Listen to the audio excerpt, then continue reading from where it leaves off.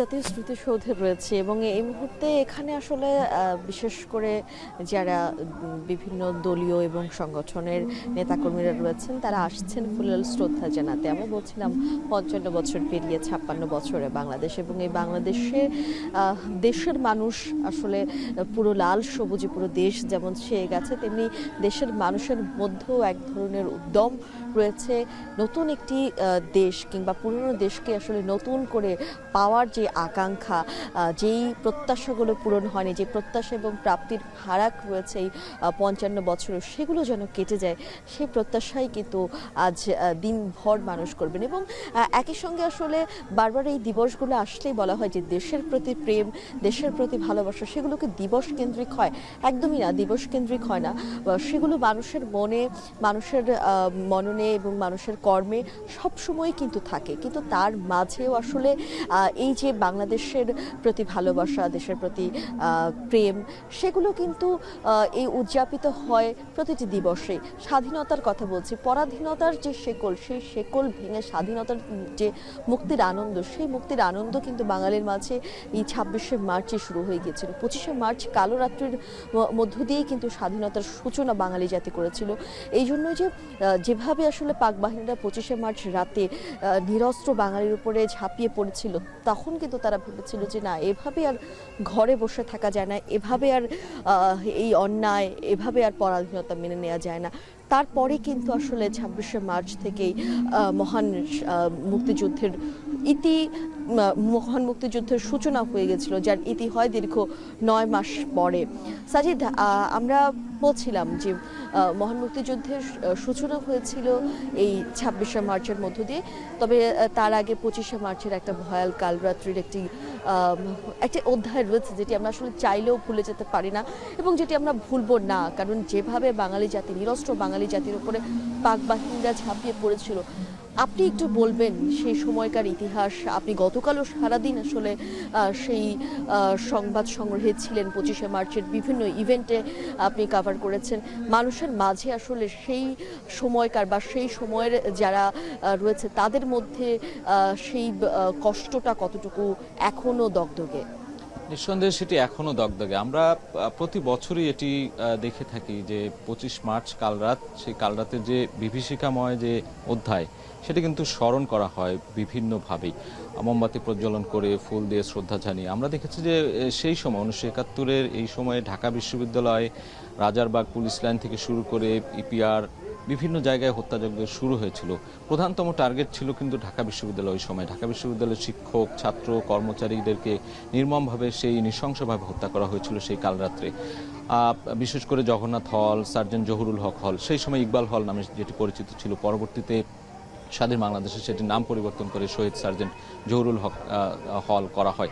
সেই হলগুলোতে কিন্তু এখনও সেই গণকবর এবং স্মৃতিস্তম্ভ রয়েছে, এবং সেখানেই প্রতি বছর ২৫ মার্চ কালরাতের সেই যে জঘন্যতম, নৃশংসতম যে হত্যাযজ্ঞ, সেটি স্মরণ করে কিন্তু শিক্ষক, শিক্ষার্থী, সাধারণ মানুষ যারা আছে তারা কিন্তু স্মরণ করে থাকে। গতকালকে আমরা দেখেছি যে স্মৃতি চিরন্তন নামে যে জায়গাটি রয়েছে ঢাকা বিশ্ববিদ্যালয়ে ভিসি চত্বরের ঠিক সামনে ফুলার রোডের সড়ক দ্বীপের মাঝখানে, সেখানে আলোচনা সভা ছিল, ডকুমেন্টারি প্রদর্শন ছিল, ফুল দিয়ে শ্রদ্ধা নিবেদন ছিল, মোমবাতি প্রজ্বলন ছিল। এই নানান কর্মযজ্ঞের মাধ্যমেই কিন্তু সেই নৃশংসতম যে কালরাত, সেটিকে কিন্তু স্মরণ করা হয়। এবং সেই সময় আমরা দেখেছি কিভাবে নির্বিচারে হত্যা করা হয়েছে, বাড়িঘরে আগুন দেওয়া হয়েছে। তখন থেকে কিন্তু প্রতিরোধের শুরু। তারপরে ২৬শে মার্চের যে স্বাধীনতার ঘোষণা শহীদ প্রেসিডেন্ট জিয়াউর রহমান কালুরঘাট বেতার কেন্দ্র থেকে দিলেন, এরপর থেকেই কিন্তু আমরা দেখলাম যে প্রতিবাদের যে একটি অগ্নিগর্ভ যে সময়, সেটি কিন্তু জন্ম নেয়, এবং তারপর থেকেই ৯ মাসের যে রক্তক্ষয়ী মুক্তিযুদ্ধ, সেটি শুরু হয়। এবং সেই মুক্তিযুদ্ধ পরেই আমরা ১৬ই ডিসেম্বর এই স্বাধীন বাংলাদেশ পেয়েছি। যেটি বলছিলেন যে আমরা স্বাধীন হওয়ার আগে কিন্তু শুধু ২৫ মার্চ কালরাত নয়, এর আগেও কিন্তু নানাভাবে শোষণ বঞ্চনার শিকার হচ্ছিলাম আমরা। ভোটাধিকার হরণ থেকে শুরু করে ১৯৪৭ সাল থেকে যখন দেশ ভাগ হলো, তখন থেকে, তারও আগে অবশ্যই ছিল, তবে যদি সেই সময়কার সময় থেকেই বলি, ৪৭ সালেও বাঙালি জাতি ভেবেছিল এবার বোধহয় তার মুক্তি মিলবে, কিন্তু মেলেনি।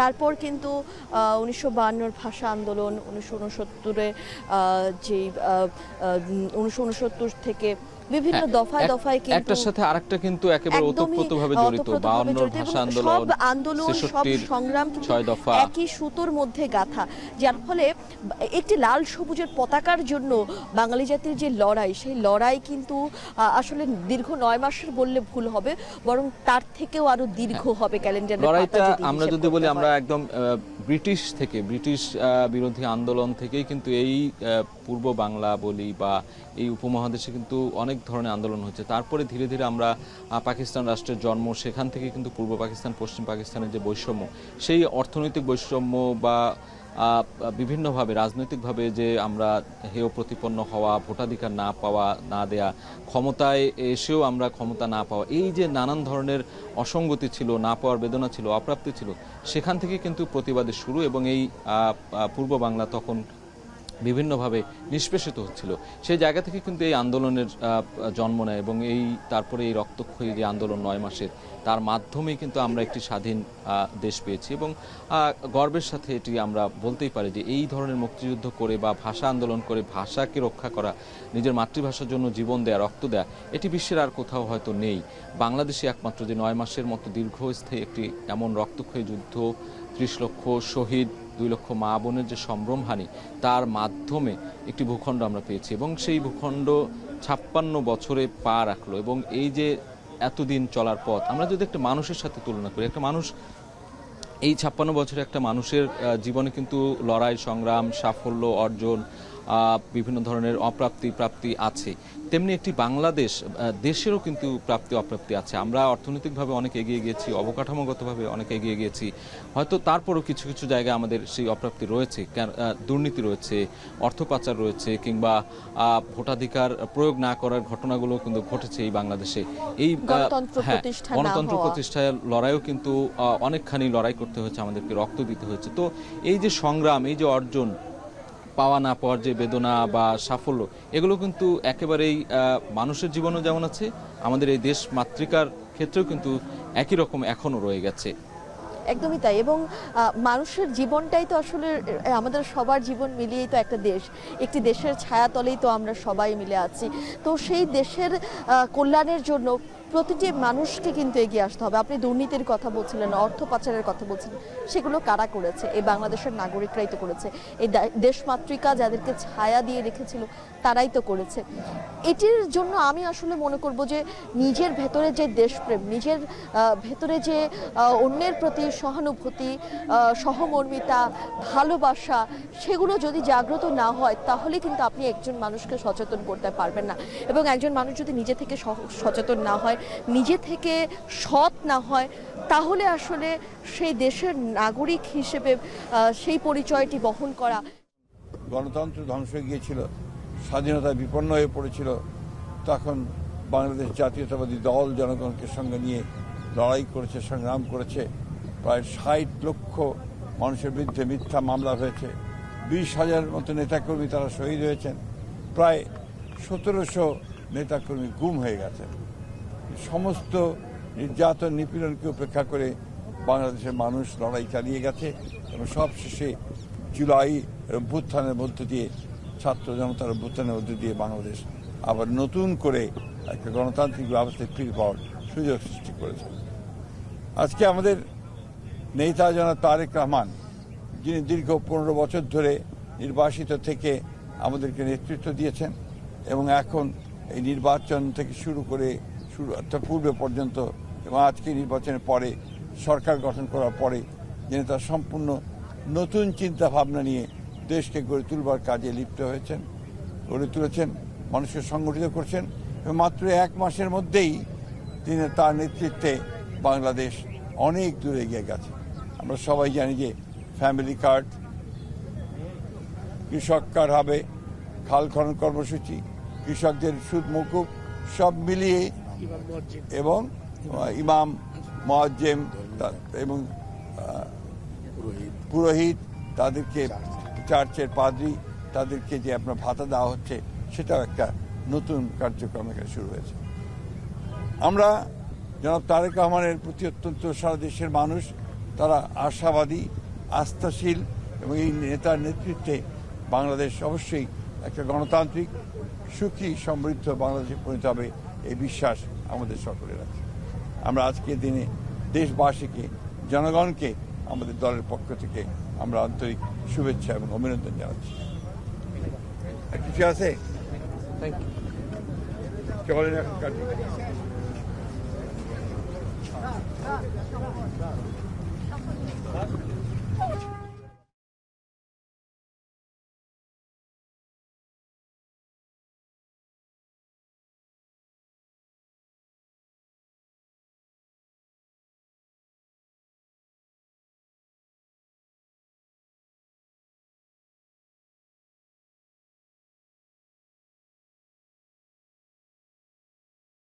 কথা বলছিলেন বিএনপি মহাসচিব মির্জা ফখরুল ইসলাম আলমগীর। আমরা এতক্ষণ সরাসরি যুক্ত ছিলাম এবং আমরা আসলে শুনছিলাম তিনি যেভাবে দেশের মানুষের হয়ে কথা বলছিলেন এবং একটি স্বাধীন বাংলাদেশের যেই প্রতিচ্ছবি আজ ৫৫ বছর পেরিয়ে ৫৬ বছরে যে বাংলাদেশ, সেই বাংলাদেশে মানুষের চাওয়া, সেই চাওয়ারগুলোই কিন্তু আজ বারবার উঠে আসবে। কারণ মানুষ এই যে গত এক মাসে যে নির্বাচিত সরকার রয়েছেন দায়িত্বরত অবস্থায়, তাদের কাছে মানুষের প্রত্যাশা অনেক বেশি। কারণ ১৭ বছরের দুঃশাসন, তারপর ১.৫ বছরের অন্তর্বর্তীকালীন সরকারের শাসনামল, তারপর অবশেষে একটি নির্বাচিত সরকার পেয়েছে দেশের মানুষ। সেই দেশের মানুষের কিন্তু সেই সরকারের কাছে অনেক বেশি প্রত্যাশা ছিল এবং সেই প্রত্যাশার কথাগুলো স্বাধীনতা দিবসে বারবার এজন্য উঠে আসবে, কারণ স্বাধীনতা দিবসে মানুষ আসলে চায় এই স্বাধীনতা যেন অক্ষুণ্ণ থাকুক। এবং সাজিদ, আমরা কিন্তু ছোটবেলা থেকে শুনেছি যে স্বাধীনতা অর্জনের চাইতে স্বাধীনতা রক্ষা করা অনেক বেশি কঠিন। এটি নিয়ে আমরা আসলে একটু কথা বলতে চাই। স্বাধীনতা তো ৫৫ বছর হয়ে গেছে, ৫৬ বছরে আজ পা দিল বাংলাদেশ। তো সেই জায়গা থেকে আপনার কাছে আসলে কি মনে হয় পুরো সামাজিক কিংবা রাষ্ট্রীয় প্রেক্ষাপট, বাংলাদেশের নাগরিকদের সুযোগ সুবিধা, তাদের অধিকার, তাদের প্রাপ্তি, প্রত্যাশা সব কিছু মিলিয়ে বাংলাদেশের স্বাধীনতা অর্জন তো হয়েছে বহু আগেই, রক্ষা কতটা করতে পারলো বাংলাদেশ? এই রক্ষা করার বিষয়টি কিন্তু আসলেই কঠিন। আপনি যেটা বলছিলেন, আমরা বইয়ে পড়েছি যে স্বাধীনতা অর্জনের চেয়ে রক্ষা করা কঠিন। আসলেই স্বাধীন মানে কি আমি সবকিছু করতে পারবো, বিষয়টি কি তাই? আমাকে অবাধ স্বাধীনতা দিয়ে দেওয়া হলো, আমাকে মুক্ত করে দেওয়া হলো, তার মানে এই না যে আমি যা খুশি তাই করব। এটার একটা মনে হয় যে বাধা ধরা নিয়ম রয়েছে, সম্ভবত থাকা উচিত। কারণ এই স্বাধীনতা মানে আমি অবারিত অনেক কিছুই করে ফেলবো, অন্যায় কিছু করে ফেলবো, বিষয়টি তা না। ন্যায়ের মধ্যে থেকে, সত্যের মধ্যে থেকে এবং একটি যৌক্তিকতার মধ্যে থেকেই সেই স্বাধীনতাকে ভোগ করা বা সেই স্বাধীনতাকে লালন করা, এটি কিন্তু উচিত আমার মনে হয়। এই তরুণ প্রজন্মকেও সেই বিষয়টি মনে রাখা উচিত যে স্বাধীনতা যে রক্তের বিনিময়ে আমরা পেয়েছি, সেই স্বাধীনতাকে আগলে রেখে, সেই স্বাধীনতাকে নিজেদের মধ্যে ধারণ করে, সেই ইতিহাসকে ধারণ করে কিন্তু আগামী দিনের যে পথ চলা, সেই পথ চলায় আমাদেরকে এগিয়ে যেতে হবে, বাংলাদেশকে এগিয়ে নিতে হবে। এবং আমরা দেখেছি যে স্বাধীনতা এর অপব্যবহার করলে কি হয় সেটি কিন্তু আমরা এই বাংলাদেশে বিভিন্ন সময় দেখেছি। অনেক ধরনের যেই অগণতান্ত্রিক বিষয়গুলো, ক্ষমতার অপব্যবহার, তারপরে দুর্নীতি থেকে শুরু করে অনেক ধরনের বিষয় কিন্তু আমরা দেখেছি, যেগুলো আসলে স্বাধীনতা খর্ব করার যে বিষয়গুলো সেটি কিন্তু প্রমাণ দেয়। অর্থাৎ এখান থেকে আসলে বোঝা যায় যে স্বাধীনতা পেলেই শুধু হবে না, সেটার একটি যৌক্তিক ব্যবহার বা সেই স্বাধীনতাকে ধরে দেশের জন্য ভালো কিছু করার যে প্রয়াস, সেই প্রয়াস কিন্তু থাকতে হবে সবার, রাজনৈতিক দল থেকে শুরু করে আপামর জনসাধারণ সবারই কিন্তু থাকতে হবে। এবং এই স্বাধীনতা রক্ষা করার দায়িত্ব কেবল যে আপনার কিংবা আমার তা নয়, কিন্তু আপনি আমি মিলে কিন্তু শুধুমাত্র এই দেশের স্বাধীনতা রক্ষা করতে পারবো না। এবং এটি কিন্তু আসলে যুগ যুগ ধরে বা প্রজন্ম থেকে প্রজন্ম সকলকেই রক্ষা করতে হবে। অর্থাৎ আমি যদি বলি ৫৫ বছর আগে যারা ছিল তারা তো স্বাধীনতা রক্ষা করার জন্য স্বাধীনতা অর্জন করেছিলেন, এটি তো কেবলমাত্র তাদেরই দায়িত্ব ছিল, আমাদের তো দায়িত্ব না। তা বললে কিন্তু একদমই হবে না বা ভুল হবে, কারণ এরপরও আরো ৩ থেকে ৪টি প্রজন্ম কিন্তু গিয়েছে। প্রত্যেকটি প্রজন্ম যদি নিজ নিজ জায়গা থেকে, এবং ভবিষ্যৎ প্রজন্ম আগামী দিনে যারা আসবেন, বাংলাদেশের নাগরিক হবেন, যারা এই আগামী দিনে বাংলাদেশের বিভিন্ন দায়িত্বরত অবস্থায় থাকবেন, তারা যদি সৎ নির্বিঘ্নে দেশকে ভালোবেসে দেশের জন্য কাজ করেন, তাহলেই কিন্তু আসলে সেই স্বাধীনতাটি একদমই রক্ষা হবে। এবং আপনি সবচেয়ে গুরুত্বপূর্ণ যে কথাটি বলেছেন, যেটা আমার খুব ভালো লেগেছে, যে আসলে স্বাধীনতা মানে কি, আপনি স্বাধীনতা মানেই কি যা খুশি তাই করতে পারবেন, আপনি স্বাধীন, আপনাকে বাধা দেওয়ার কেউ নেই। বরং নিঃসন্দেহে সেটি নয়। একদমই শৃঙ্খলার মধ্যে থেকে সেই স্বাধীনতা নিয়ে যেন কেউ প্রশ্ন তুলতে না পারে, কেউ যেন বাঁকা আঙুল আপনার দিকে না দিতে পারে, সেভাবেই আপনি চলবেন। তো সেই জায়গা থেকে বাংলাদেশকেও কিন্তু সেভাবেই চলতে হয়েছে। পররাষ্ট্রনীতি ছিল বাংলাদেশের, সেই জায়গা থেকে বাংলাদেশ তার মতো করে সংবিধান তৈরি করে অন্যান্যদের মতো করেই আসলে সংবিধান তৈরি করেছে। সেই সংবিধানে ন্যায় ন্যায্যতা সেই বিষয়গুলোকে গুরুত্ব দেওয়ার চেষ্টা করেছে। এই বিষয়গুলো নিয়ে একটু জানতে চাই বাংলাদেশের। আপনার ওই বিষয়টা থেকে আমি একটু আসতে চাই। আপনি যেটি বললেন যে একটি প্রজন্ম আমাদের মুক্তিযুদ্ধ করে এই দেশ স্বাধীন করে দিয়ে গেছে, সেই প্রজন্মের অনেকেই এখন নেই, কিন্তু তারপরের 2 থেকে 3, 4 এখন প্রজন্মের পর প্রজন্ম আসছে। আমরা 24-এর একটি প্রজন্ম দেখলাম, 1971-এর পর 24-এর আন্দোলন হলো, তারপরে এখন জেনজি যে প্রজন্ম আমরা বলছি, তাদেরও কিন্তু সেই 71-এর ইতিহাসকে ধারণ করতে হবে, কেননা 71 আমাদের শেকড়।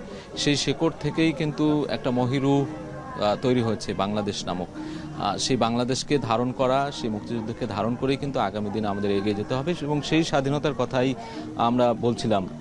সেই স্বাধীনতাকে ধারণ করেই আমাদের এগিয়ে যাওয়ার যে প্রচেষ্টা সেটি থাকতে হবে। এখানে একটা প্রশ্ন, যেহেতু আপনি যদি তরুণ প্রজন্মের কথাই বলেছেন, আপনি বললেন 71-কে ধারণ করতে হবে, 71 আমাদের শেকড়, কিন্তু যদি কেউ 71-কে ধারণ করতে না চায়, সেক্ষেত্রে বাংলাদেশের প্রতি তার প্রেম কিংবা বাংলাদেশের প্রতি তার যে অবস্থান, সেটা যে কেউ হতে পারে, তার যে দলীয় কোনো পরিচয় থাকতে হবে এমন না, যে কোনো নাগরিক, যে কোনো সাধারণ শিক্ষার্থী, তার কাছে আসলে বাংলাদেশ কি হবে? এটি আসলে বড় একটি প্রশ্ন আসলে থেকে যায়, যে তিনি যে বাংলাদেশে জন্মগ্রহণ করেছেন, সেই দেশকে যদি তিনি মানতে না পারেন, সেই দেশের শেকড় মুক্তিযুদ্ধকে যদি ধারণ করতে না পারেন, তাহলে তাকে তার জন্ম নিয়ে পরিচয় উঠতে পারে, হয়তো বা এই ধরনের প্রশ্ন উঠতে পারে যে তিনি বাংলাদেশকে ধারণ করছেন না, কিন্তু বাংলাদেশের যে আলো বাতাস সেখানে বেড়ে উঠছেন। তিনি যে কোনো দল মত, যে কোনো হতে পারেন, যে কোনো জায়গারই, কিন্তু তাকে আসলে প্রধানতম যে বিষয় বাংলাদেশকে ধারণ করতে হবে, বাংলাদেশের ইতিহাসকে কিন্তু ধারণ করতে হবে। এটি আসলে নিঃসন্দেহে আমি বলবো যে করা উচিত। এখানে যদি তিনি না করেন বা না করতে চান, তাহলে আসলে সেটি নিঃসন্দেহে বড় একটি প্রশ্ন থেকে যায় এখানে, তার মানসিক বিকাশে, তার বেড়ে ওঠা, তার পারিবারিক পরিচয়, পারিবারিক শিক্ষা, সবকিছু নিয়েই কিন্তু প্রশ্ন। তবে আমরা এটি চাই না, কারণ যেহেতু আমরা বাংলাদেশে জন্মেছি, বাংলাদেশের একটা ইতিহাস রয়েছে, রক্তাক্ত ইতিহাস, সেটিকে আমরা ধারণ করতে চাই এবং ধারণ করবে আগামী প্রজন্ম, এটি আমরা বিশ্বাস করতে চাই, এটি আমরা বিশ্বাস করি। এই শুরুটা কিন্তু পরিবার থেকে হতে হবে, কারণ আপনার নিশ্চয়ই মনে আছে, আপনি যখন বিদ্যালয়ে ভর্তি হননি, স্কুলে ভর্তি হননি, তার আগেই কিন্তু কিছু না কিছু বই আপনার মা আপনাকে পড়িয়েছে, এবং আপনি কিছু না কিছু আপনার বাবার মুখে গল্প শুনেছেন, আপনার দাদু নানুদের মুখে গল্প শুনেছেন। এই যে গল্প শোনা, এই যে বাংলাদেশের ইতিহাস জানা, সেটি একদমই গল্পের ছলে, সেটি ইতিহাস মানে যে খুব কঠিন কিছু, বই পড়ে জানতে হবে।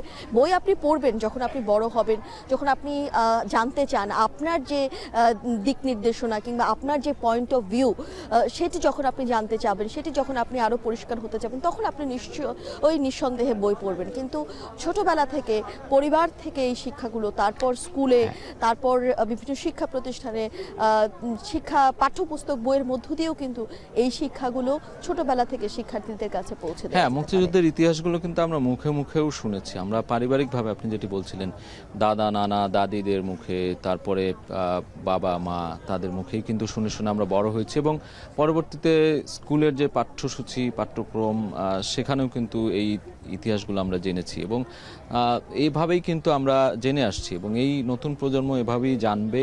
এখন যারা সেই প্রজন্মের লোকরা নেই, কিন্তু পরবর্তীতে যারা মুক্তিযুদ্ধ নিয়ে গবেষণা করেছে, মুক্তিযুদ্ধ নিয়ে পড়াশোনা করেছে, তাদের যে দ্বিতীয় প্রজন্ম রয়েছে, তাদের মাধ্যমে কিন্তু একের পর এক এভাবেই এই গল্পগুলো বিস্তার লাভ করবে, এবং এইভাবেই মুক্তিযুদ্ধ টিকে থাকবে, এভাবেই বাংলাদেশ আমাদের কাছে টিকে থাকবে, এবং মুক্তিযুদ্ধের ইতিহাসও এভাবেই টিকে থাকবে, এটি আমরা চাই। আমরা এই বিষয়টা নিয়ে আরেকটু কথা বলবো, তবে তার আগে একটু বলিস, এই জাতীয় স্মৃতিসৌধের এখনকার চিত্রটা, বেশিরভাগ লোকজনই কিন্তু সাজেদ মনে হচ্ছে যে দলীয় বিভিন্ন ব্যানার এই সংগঠন থেকে এসেছে, একদমই সাধারণ যারা নাগরিক তাদের দেখা মনে হয় আরেকটু বেলা হতে পারে তাদের দেখা পেতে পেতে একটু কম হচ্ছে কারণ ঈদের ছুটির চলছে। পরপরই এই স্বাধীনতা দিবসের আজকের আয়োজন এবং অনেকেই ঢাকায় নেই, গ্রামের বাড়িতে গেছেন। সেই ছুটির একটা প্রভাব আমরা এখন দেখতে পাচ্ছি। আমরা অন্যান্য সময় প্রতি বছরই আমরা এখানে আসি, প্রতি বছরই এই আয়োজনগুলো আমরা কাভার করে থাকি 16 ডিসেম্বর 26শে মার্চ। তবে এবার আমরা একটুখানি কম উপস্থিতি দেখতে পাচ্ছি। নিঃসন্দেহে বেলা গড়ানোর সাথে সাথে ছুটির একটা আমেজ রয়েছে, সেই আমেজ থেকেও হয়তো আশেপাশের যে সাভার বা এই ঢাকার আশেপাশের যে এলাকায় যারা রয়েছেন তারা নিঃসন্দেহে আসবেন এখানে এই স্মৃতিসৌধে শ্রদ্ধা নিবেদনের জন্য, এটি আমরা আশা করছি। একদমই তাই। তবে আমরা বিশ্বাস করি দর্শক, যারা এই সাভার জাতীয় স্মৃতিসৌধে আজকে আসতে পারবেন না, যে যেখানে রয়েছেন সেখান থেকে দেশের প্রতি ভালোবাসা এবং যেই শহীদদের বিনিময়ে আমাদের আজকের এই বাংলাদেশ এতগুলো স্বাধীনতার বছর পার করলো, সেই শহীদদেরকে বিনম্রভাবে শ্রদ্ধা জানাবেন। শ্রদ্ধা জানাতে কি কেবলমাত্র এই সাভার জাতীয় স্মৃতিসৌধে আসতেই হবে এমনটি কিন্তু কোনো বাধ্যবাধকতা নেই। হ্যাঁ, তবে এইটি যেহেতু আমাদের স্মৃতিসৌধ একটি মিনার করা হয়েছে শ্রদ্ধা জানানোর জন্য এবং এই দিনটিকে প্রতি বছর মনে রাখা হয়, সেই জায়গা থেকে অবশ্যই সকলের উচিত যে যেরকমভাবে সময় পায় যার যার সুবিধা মতো এখানে এসে সেই শ্রদ্ধাটুকু আজকের দিনে অন্তত সময় বের করে তাদেরকে শ্রদ্ধা ভরে স্মরণ করে তাদেরকে ফুল ভাবে স্মরণ করা। কিন্তু তার বাইরেও যেহেতু কেউ আসতে যদি নাই পারেন, তার মননে যদি বাংলাদেশ থাকে, মননে যদি মুক্তিযুদ্ধ থাকে, মননে যদি আমাদের সেই লড়াই সংগ্রামের ইতিহাসগুলো ধারণ করি, তাতেই তো আসলে শ্রদ্ধা জানানো হয় বা সম্মান জানানো হয়, তো প্রাপ্তি হবে। এবং আপনি যেটি বলছেন যে সম্মান জানানো হয় এবং একটি লাল সবুজের পতাকার জন্য এই যে দীর্ঘ লড়াই, এরকম লড়াইয়ের ইতিহাস কিন্তু পৃথিবীর ইতিহাসেও বিরল।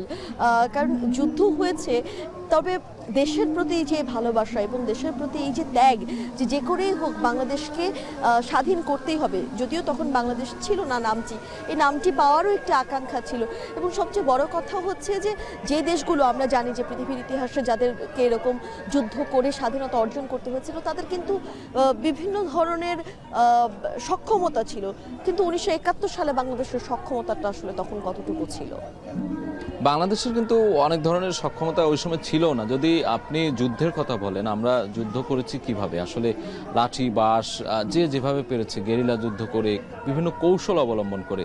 আমাদের যে ভারী অস্ত্র ছিল কিংবা বড় বড় পাকিস্তানি হানাদার বাহিনী থেকে কিন্তু আমরা অনেকখানি এই অস্ত্র শস্ত্র বা রণকৌশলে হয়তোবা আমরা অনেক ধরনের কৌশল করে তাদের সাথে আমরা লড়াই করে জিতেছি। এবং সেই জায়গা থেকে বাঙালিরা সেই সময় কিন্তু বিভিন্নভাবে ভারতে গিয়ে ট্রেনিং নিয়ে, আগরতলা গিয়ে ট্রেনিং নিয়ে বা বাংলাদেশে থেকেও বিভিন্নভাবে গেরিলা ট্রেনিং নিয়ে কিন্তু মোকাবেলা করেছে এবং বিভিন্ন কৌশল অবলম্বন করেছে।